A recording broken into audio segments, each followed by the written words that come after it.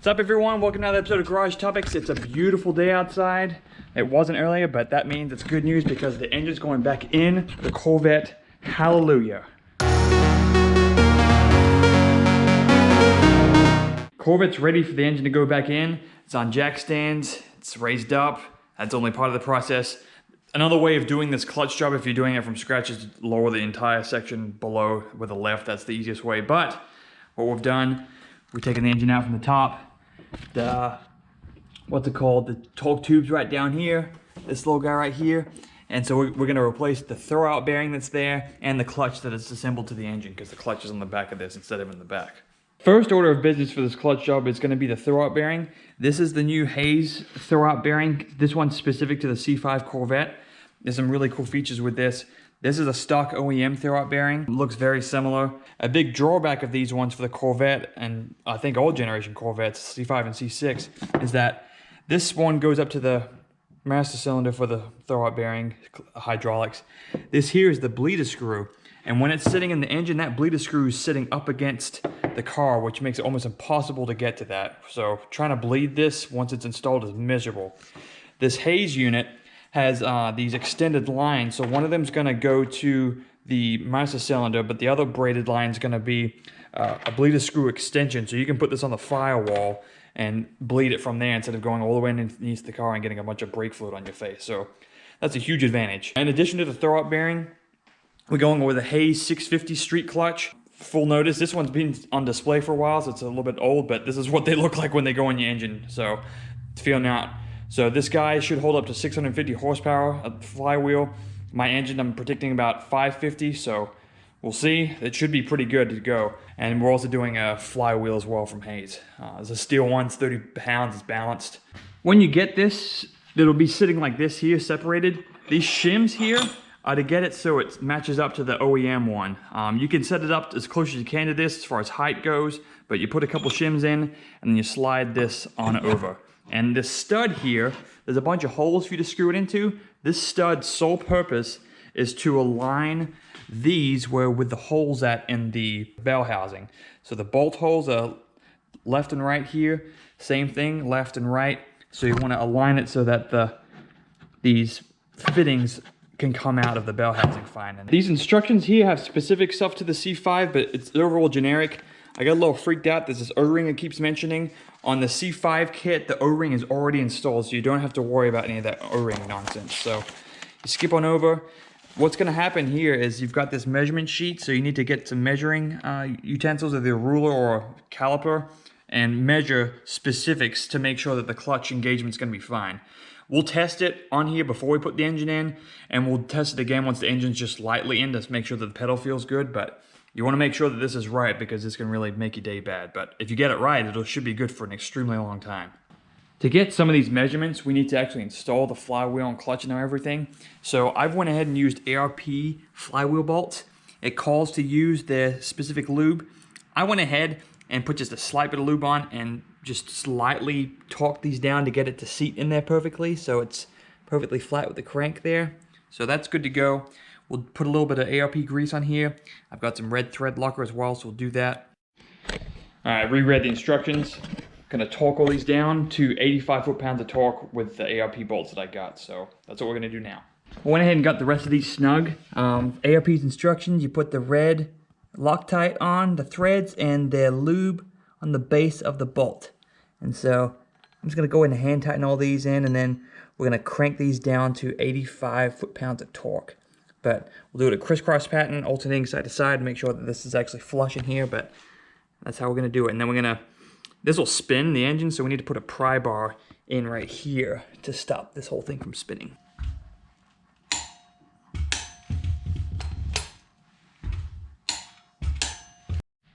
So the instructions say to put this Teflon tape on here so it doesn't leak everywhere, so do that and then hand tighten it, then put a wrench on it or something. I don't like doing that either. The measurements are done. This stud here has to be trimmed. Some applications do, some applications don't. So use this Dremel, safety first. You can see it all set up in here. This fitting has to go into the master cylinder, which is tucked way up in here with a pin. So we have to push the pin out to get this to go in. I'm not going to film that because it's not going to be fun. So let's do that and then you'll come back and it'll magically be in. We had to get the slave cylinder, the slave master cylinder or clutch master cylinder out of here through the side. And then this bolt adapter thing. Oh, there's Penny. What are you doing? Hey, you got your sweater on? What are you doing in here? And he's not gonna be happy you be over here. This little pin here we had to punch out, take the stock line off, and then put this fitting in. So after an hour or so fooling with that, that's what we need to make this thing work. Engine's up. The front subframe needs to come down. So I have it jacked with a 2x4 holding it up. You take off the control arms up top, the 4 nuts that are held to studs in the subframe, and the subframe, the sway bar bolts and its holder, and then the whole thing will come down and ooh, you lower it so you can get access to the crank to fit in, because this steering right here gets right in the way. It's really tight once it's in here, but lowering it down should be easy with a jack and 2x4.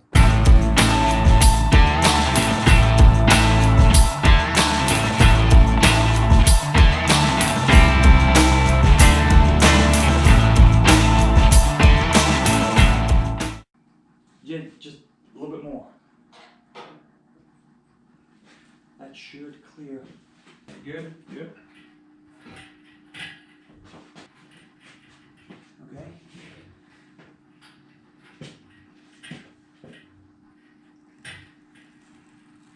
Yep, okay. Okay, that's there.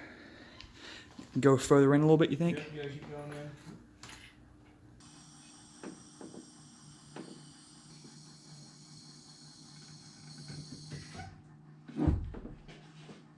It's almost in. It's we're fighting the rotor down here, and the jack for the subframe, moved it out the way. You want to kick the wheel so it goes the right direction, but that's what we're working with. That's what we got right here. It would just be a little bit of manual persuasion and we should be able to slip it up right now. Oh yeah, okay, you ready? Yep. Ever so slightly.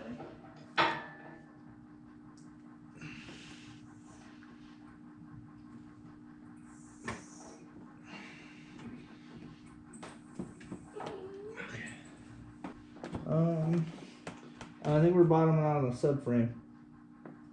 Yeah, the oil pan's just about to hit the subframe. Alright, so it's been a day since I filmed last. It's been miserable. Let me turn this light off. Probably can't even see me. Alright, let me just flash it at you. That'll be even better. Golly. It's been pretty tough trying to get this in. The issue wasn't getting the engine in. We got that in, and it took some time. It's in there. We got it in with the heads from the driver's side with the hood on.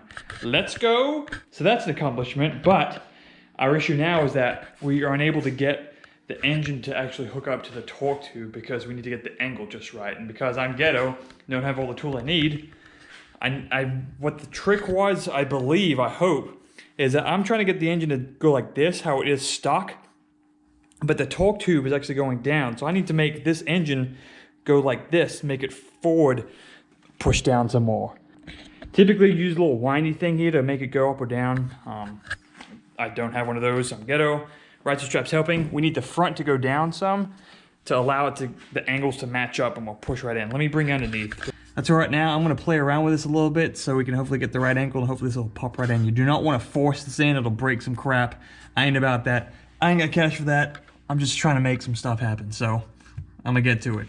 Holy crap, it's in. If anyone's wondering what angle the engine needs to be, it needs to be kind of slipping forward to match the torque tube, but lordy, lordy, lordy. Your haters don't believe me. I mean, I don't know who's hating on me yet, but there'll be someone. Let's take a look. Oh man. This is proof in the pudding. That's proof. It's bolted together. That's an access viewing panel, bottom bit of the bell housing. So you can see everything in there. I've gone up in the car. The clutch feels good. That doesn't say much, but it's at least a good start, I guess. But it just took hours of me trying to get it on the right angle. If I was doing this again, I'd know exactly how to do it. It needed a little bit of persuasion the last 1/4 of an inch. All right, night 2. I guess it's technically night 3. I looked for an hour the other night, but end of night 3, I just worked for like 2 or 3 hours after dinner and stuff if I can. This is what we got.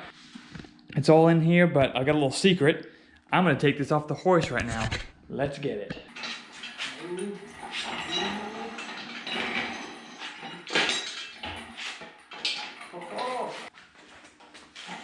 Holy cow.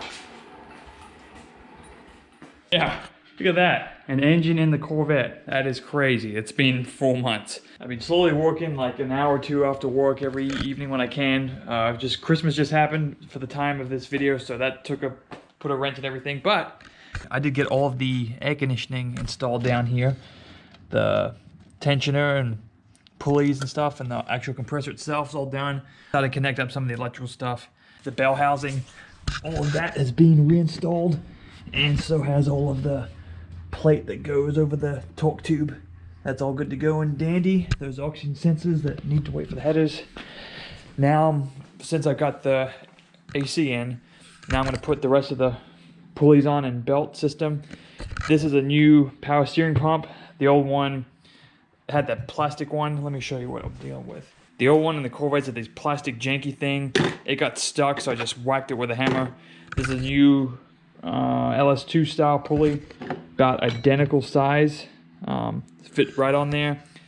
It took longer for me to remove the Made in Canada sticker off here than it did to press this on. I used a rental tool to just press it on. I painted this bracket. Just painted it black. I don't know if it'll make a difference or not, but it might look a little bit cleaner. This old belt bolts in here, so does the alternator as well, so I'm gonna get to that right now.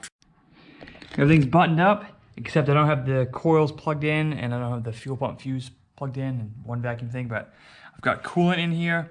I filled up power steering. I hope I don't have any leaks. Next is oil.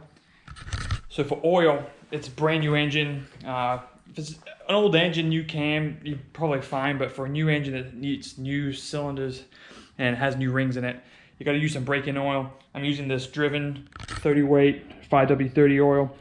This only goes in there for 400 or 500 miles.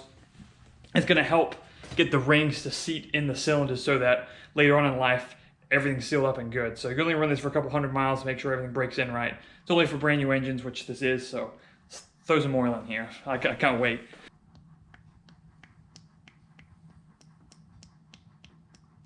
Everything's back together, it's in its place.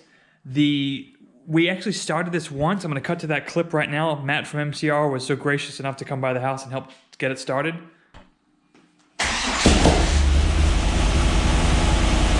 The issue was it never really ran right. I had a couple wires backwards, but the big thing was the injectors. I needed injectors that would make sense for this car running the stock ECU for right now.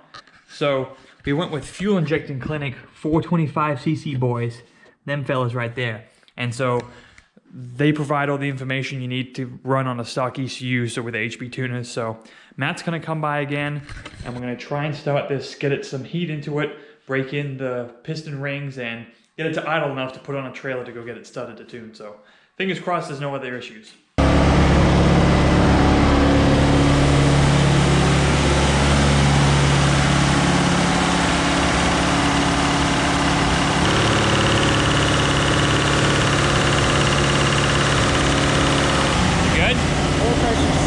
Holy cow.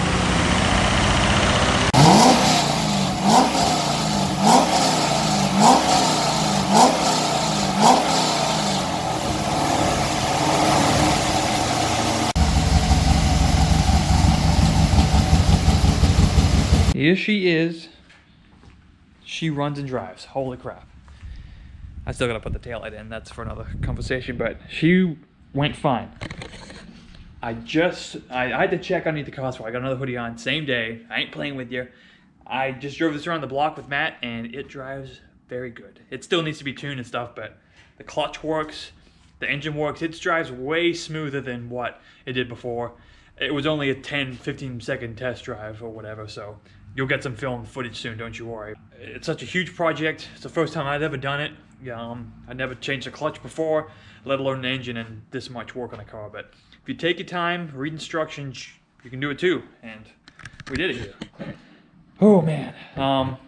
The only thing we gotta fix, if I haven't said this before, the oil dipstick isn't working. I've got a really cheap one in here just for time being, so I'll get the right dipstick in, and once that's in, no more oil leaks. But I am stoked. I feel a big sigh of relief. Everything works good on it. We'll take it to the dyno and get it tuned, and then we can actually drive it and do a test review on it. Golly, it's been... I turned on the heater today to make sure the coolant was all bled, and I've never used the heater before, so it's good. It's good. So I'm real excited. So that's a wrap on this video. Be sure to like, comment, and subscribe if you can. Share it with your friends. We're gonna do some cool stuff with this car. We'll do some, definitely got a lot more modifications in the future, but for right now, I'm gonna drive it, do some fun things with it. I got some really good videos coming up about it. So stay tuned, make sure that your dog gets his fix of LS power. Peace out.